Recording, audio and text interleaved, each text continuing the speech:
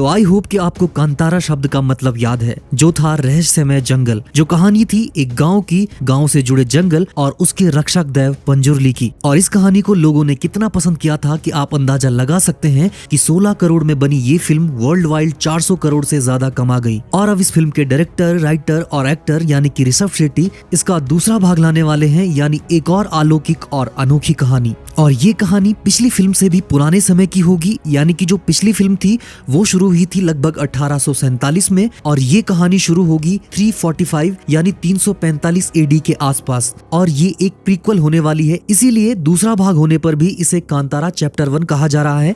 तो कंफ्यूज मत होना कि इसे चैप्टर 1 क्यों कहा जा रहा है, क्योंकि ये एक प्रीक्वल है। अब ये कहानी कैसी होगी, किसकी होगी और किस तरह पिछली फिल्म से कनेक्टेड होगी, इस वीडियो में हम सब कुछ डिस्कस करने वाले हैं, तो वीडियो को लास्ट तक जरूर देखना। तो अगर आपको पिछली फिल्म का थोड़ा बहुत याद है, तो जब गांव और जंगल पे मुसीबत आने लगती है तो भगवान पंजुर्ली शिवा के सपनों में आने लगते हैं और फिर एक दिन अचानक से उसके सामने भी आ जाते हैं। और फिर भगवान पंजुर्ली एक वराह का रूप लेकर यानी एक जंगली सुअर के रूप में शिवा को जंगल की ओर लेकर जाते हैं और वहां पर उसे अचानक से एक अलौकिक रोशनी दिखाई देती है, जिसके बारे में भगवान पंजुर्ली बताते हैं कि रोशनी में सब कुछ दिखाई देता है और सबको दिखाई देता है, पर ये रोशनी नहीं दर्शन है, जिसमें भूत भविष्य वर्तमान सब कुछ दिखाई दे सकता है।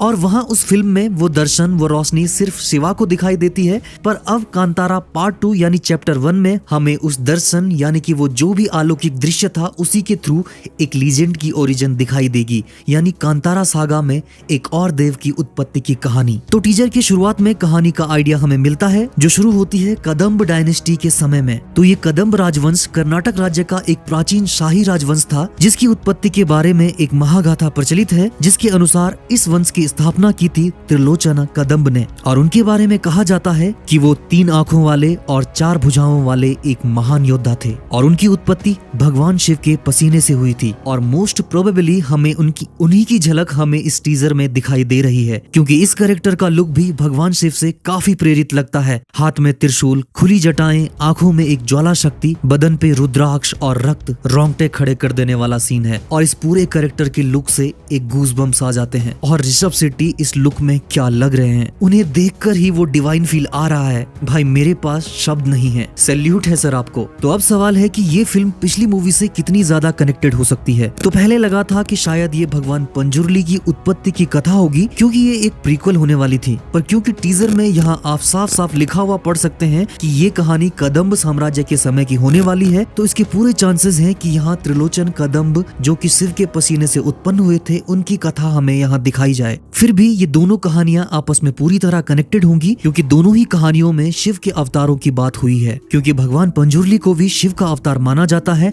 और त्रिलोचन कदम्ब के बारे में कथा प्रचलित है कि उनकी उत्पत्ति शिव के पसीने से हुई थी। तो हो सकता है ये कांतारा सागा भगवान शिव के विभिन्न अवतारों की कहानियां हों, जो अलौकिक, अद्भुत और अकल्पनीय हैं।